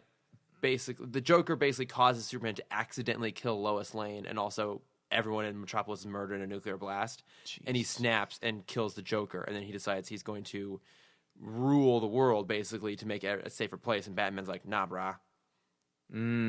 Just like that. Just like that. There's that nice Gotham accent in the classic Batman fashion. Nah, brah. Nah, brah. I'm Batman. That's what Batman the Millennial series is going to be. So excited for that. That's when Jake Gyllenhaal, the one after Jake Gyllenhaal, when when there was Michael Cera, Malick from One Direction is playing Batman. Was it a Pete Holmes sketch where he's like Probably. the next Batman? I think it was just another generic YouTuber. Really? That did like other actors. This was back in the Dark Knight era. Other actors being the Dark Knight, and I just remember like one of them they had Mark Wahlberg as Batman. He's like, yeah, I'm just going to come and beat you up. I'm just going to beat you up. What you going to do about it? I'm just going to beat you up. And he had like Owen Wilson like sitting in the Batmobile with Alfred. It's like, I just don't know what to do, man. Do I do this or do I do that? I just don't know. Oh my God, that's fantastic. It was amazing. I should write that down. I should put that in the Bat Plugs. I have other Bat plugs. I have better Bat Plugs. Well, I'll put that in anyways. Like Justice League. I feel like our listeners, your listeners. Yes. Keeping this going here, would really love to watch that random video. I need to go track down early tomorrow morning when we release this. When you release this. When I release this. When I do all the work for your guys' podcast we that really I'm not a appreciate part it. of. Thanks for interning for us. Yeah, you're a great intern. Thank you for telling us God. about your All I ever do is intern. Do we have any final points? I wish there was more conflict between the two. There was conflict between the two, but I wish there was. I think the conflict about Lois worked to some extent, but I think I would have liked to have some more. And I think this would be palatable for a younger audience, like actually about what being a superhero means to both of them. Because for Batman, it's very much, for lack of a better term, a kind of therapy for him, and so it's egocentric. And for Superman, it's very much not about him at all. It's at the expense of him. Yeah. And I would have loved just some sort of incarnation, even if it's for a younger audience, some sort of incarnation of that. Yeah, just like a one-off line of like you choose, like Superman going to Batman, like you choose to do this, I have to. Right, and them coming to a point where they understand that understand each other's platforms a little bit better, so that they're cool by the end. Mm-hmm. Yeah. I thought it was solid. I did bring up a lot of criticisms, but I did think it was pretty solid. Yeah, me too. Yeah. Yourself? You? For either of you, is there a? You're asking a lot of questions for being a guest on this podcast. We really Well, appreciate someone it. Thanks has for to keeping do the it. conversation rolling. Jesus Christ! How do you guys are shambolic at best? I've only been doing this for 62 episodes, Vasilios. Yeah. Is there a like a Batman Superman story out there, comics, other shows, movies, something like that you think is you prefer to this that you like better? I mean, Dark Knight Returns, I think, will be my favorite Batman Superman story. For Also, a like the while. only one you've read, so that's understandable. So Yep. why you picked that? Yeah, but also, I mean, to your credit, actually, it really is because again, it fundamentally understands who they are as characters and pits them against each other in a way that is actually justified. Yeah. Unlike in other iterations. Well, going over to the other comic that I've read, in Red Sun, I do kind of appreciate there we go. How Superman sees himself, because I think this is a more accurate representation. Is he sees himself as so far above Batman, he doesn't even deal with it. Yeah. He's like, you guys go deal with this anarchist. I have much bigger things to deal with right now. Yeah. And I feel like that's a more accurate, at least at that point in their careers, that's a more accurate way of how he would look at Batman. Like, Batman would prove him wrong, Yeah. but he's like, this is a mortal who's just doing stupid stuff to get attention. He's not worth my time. Yeah. I think that's an interesting dynamic of them as well. No, it is. I forgot to mention Red Sun actually, but yeah, I think that does have a great Batman Superman face off in there. So Injustice probably takes some, like, at least thematically from Red Sun. Would you say? It definitely borrows some of those ideas. Yeah, because I mean, that's a hard thing to pull off, to have Superman basically be king of the world pretty much, and have him still be a sympathetic character. That takes some. And he is, and the weird thing is, even though these two guys are like at war with each other for 5 years, and there's some really significant casualties on either side, the rare times they actually do kind of end up face to face, you still get the sense that they have a weird appreciation, respect thing for each other. Right. Yeah, as they should. And I don't know. I think for me, the squaring off of Batman and Superman when they've known each other for a long time is way more interesting than when they're meeting for the first time. Right. You know, I think that's one of the inherent challenges of having their meeting be a big thing, be a movie, even be a 3-part episode like this. Is they're interesting when they do have a relationship already, not when they're just squaring off. Yeah, history and how that bears on their meetings. Because they did it with the Flash. Superman already knew the Flash, so I feel like it is kind of odd that he doesn't know Batman yet. Well, because I think he knows of Batman. Yeah, I mean, I think they wanted to set if they're going to introduce these two characters, they want to show the moment they meet. Yeah. Right. But Yeah. I don't think that's necessarily always the most interesting point. Mm-hmm. So, what about you, Vasilios? What are your other beloved Batman? Superman? I think we've mentioned him. It's probably Dark Knight Returns too. I was trying to think of other ones as well. Yeah, it's probably Dark Knight Returns. Yeah. You? I really love Hush. I really love how Same. they interact. Totally agree. Oh man, how many more years you guys got together? 2. Really? Really? Yeah. No, really. Actually. Oh, yeah. okay, 2 okay. years. Yeah. I mean, at a minimum, it'll take us probably a little more than that. And then Yeah. now that I've invited myself to stay on this podcast, it's not mine. Yeah, We've talked about maybe. Yeah, Yeah. There was a Do cut other in there things. that I don't think the audience got through my great editing. that I've Yeah, done. the great editing that Cameron does every week. Or we really love the conversations going on this week, so we're going to actually invite Chris to be a permanent host on the show. Oh my God, it's so generous of you. But there's not room. And for... to be honest with you, this studio is kind of hot, so I don't know if I want to. Are you That's- leaving me, that's Vasilios? probably for the best because there's really not room for 3 hosts on this. Yeah, I don't know. It's just something about this place. I think it's the temperature. Yeah, or Yeah. that we're in a concrete shoebox. Right. That might be part of it. Yeah, I think I might be done after this. Well, But Vasilios, we've been through this for over a year together. Yeah, I know, but all good things must come to an end, and just like Gandalf had to leave the Fellowship for a while for Aragorn and Frodo to blossom into the characters that they turned into, and Bilbo and the Hobbit, you kind of have to. The wise old man, the sage character, is going to have to go. It sounds like your heart's kind of with Tolkien. I mentioned this before. I do have this podcast called Tolkien Takeaway Oh, that I haven't really been able to focus on because I've been putting so much work into this. well, why don't we? Do just Do want you to want to take that one over for me so I can really concentrate on this? Because I have to pull a lot more weight now that I'm partnering up with this guy. Hello. I feel like that's a great idea. I feel like Okay, yeah. I feel like that could really work. Awesome. I appreciate that idea, Yeah. man. Again, That's what I'm here for. you're like the wheels man, but instead of wheels, it's ideas. Yeah. Wait, so, but now if you're leaving this podcast, who's going to do the planning, editing, posting, marketing, and fan discussion for the podcast? Cameron, are you going to do any of those jobs? You know, I do know that you have a lot more experience in all of those categories. How about we do this? We'll do an even split where you do all of that and I'll do the artwork. That sounds like a pretty fair balance, doesn't it? Yeah, that'll work out just great. Well, I think quick question for you: what's the turnaround time between this episode and when it has to go up? Oh God, 14 hours. Okay, let me get cracking on that edit then. Let me get on that as fast as well, I I possibly think can. I think the last thing that I'll do in service of this podcast is actually introduce the ad that we're going to do today.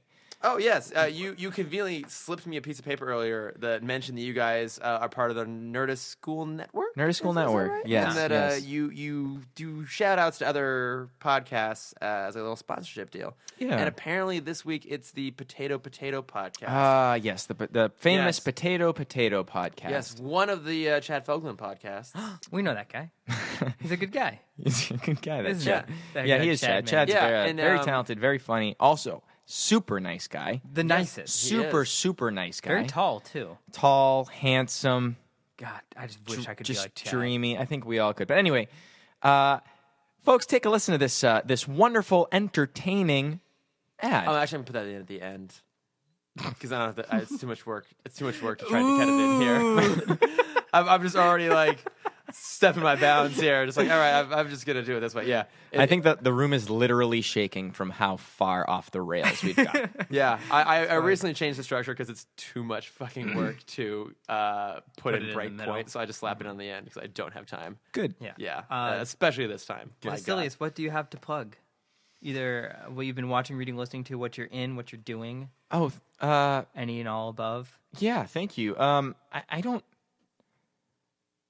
Aside from my own stuff, which I guess we'll do a little later, but yeah, I have a podcast to plug. Have you guys listened to the Criminal podcast? The what? Criminal, the podcast. No. What? It's a wonderful podcast. It's one of my favorite podcasts. It's radio. It's a Radiotopia. It's a podcast. That's like kind of the umbrella of podcasts, and they do these unbelievable stories about various incarnations of criminals or criminal activity through the ages. One is the stealing or the origins of 420, where that started from. The other one is Jolly Jane, the serial killer who poisoned like dozens of people over the years. fucked. And the stories are told so well, and it's just super entertaining. It's one of the best podcasts out there right now. So check out Criminal Podcast. Oh, should I write that down?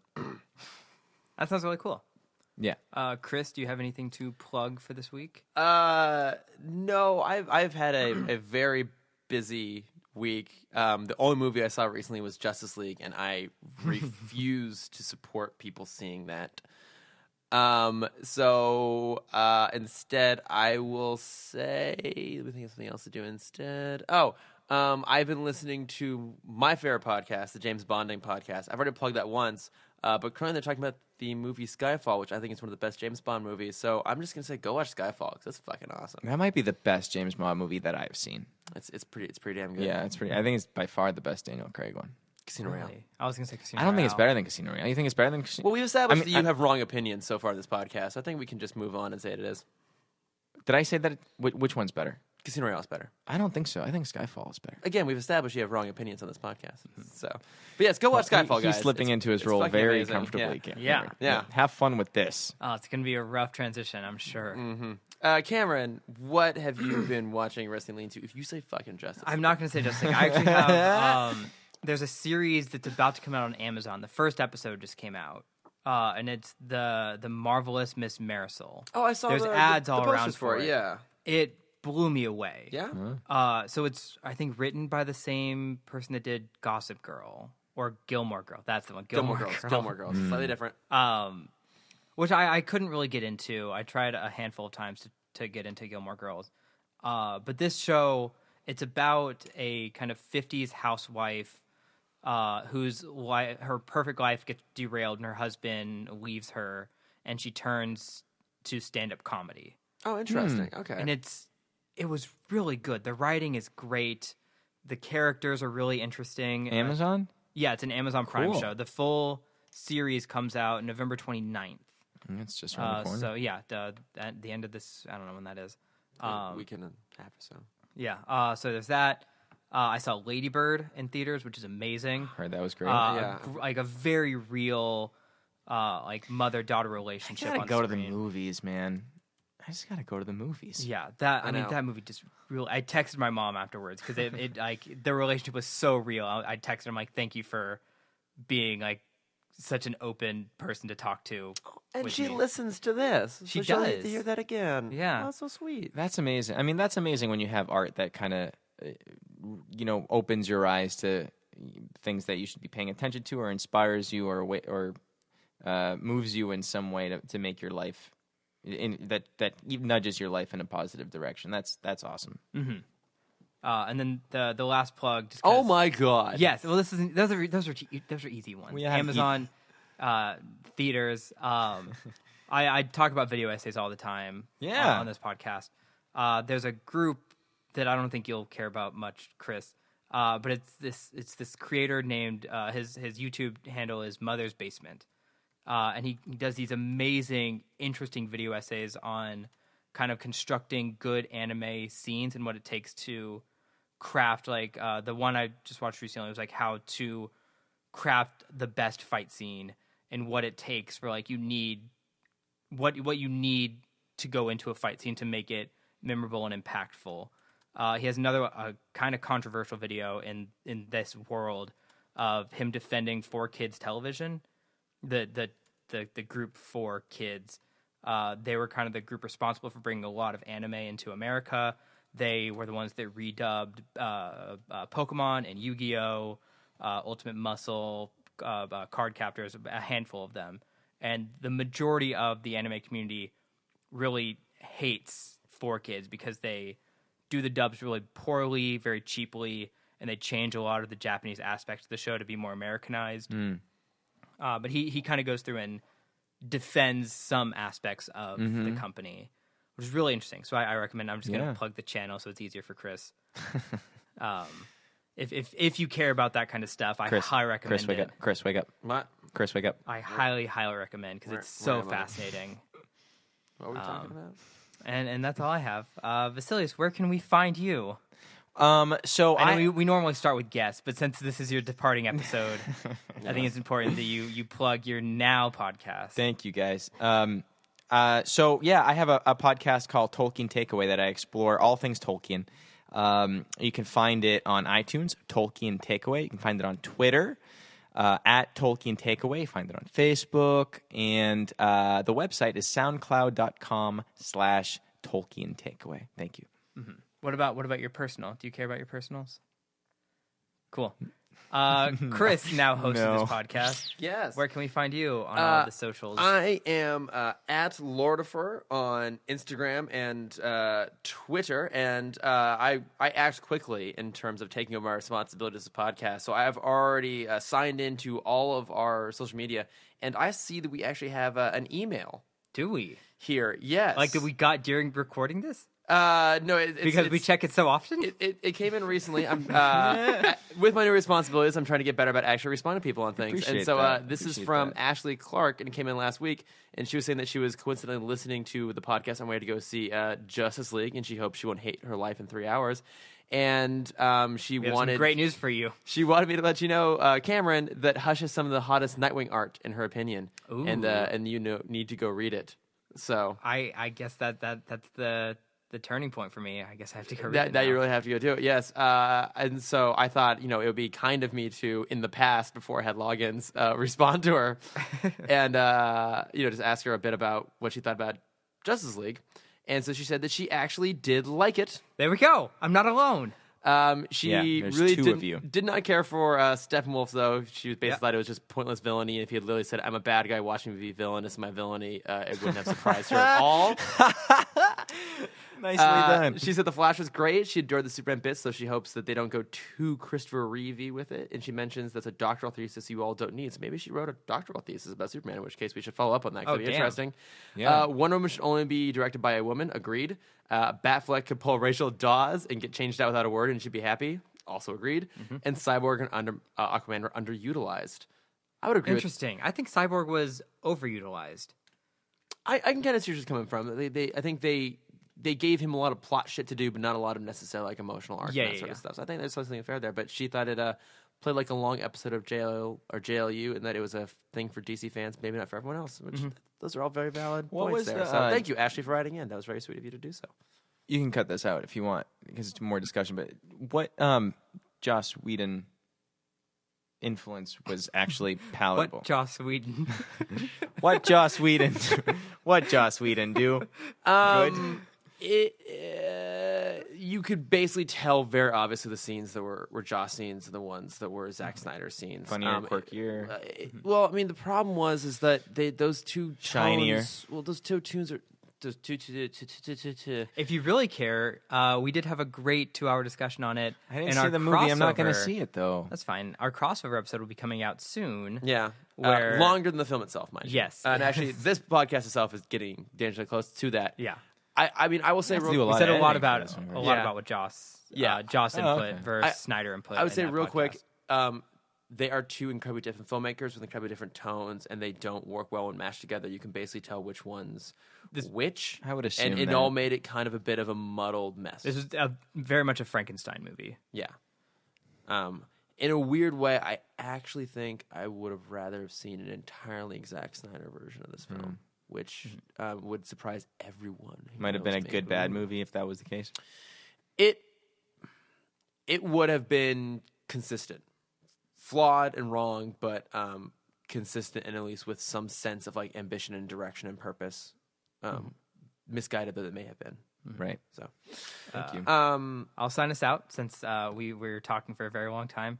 Yeah. If you want to talk to us, you can find us at Timm Talk Pod on Twitter and Instagram and Gmail. I will take my newfound responsibility seriously and try and respond promptly to all these things. I do read some of the stuff on Instagram occasionally, sometimes, and maybe I'll reply one of these days. Sometimes, maybe, yeah. Just know, in general, if you're getting a response, it's coming from me, from Yes. Chris. Yeah, which is fine because I signed them all Chris. Good to know. Thank you all for listening. Yes, thanks so much. Happy Thanksgiving, guys. Oh, yeah, that's a thing that's happening. Happy Thanksgiving. Bye, guys. Bye. You like podcasts with themes and purpose? Love them. Me neither. Oh. That's why we created the Potato Podcast. You mean potato? Sure. Great, then check out our show. Every week we have a special guest from the world of improv and entertainment. We promise we won't stay on topic. And with some help from the human bag of garbage intern Rich. We're best friends. Nope. And the voice of reason, Sam. You're doing this ad wrong. We make a show that somehow makes sense. We've been told the show's like hanging out with your best friends, but let's be honest, your best friends are kind of jerks. Yeah. So check us out every Wednesday on the Nerdist School Network. The Nerdist School Network. For class and show information, visit nerdistschool.com.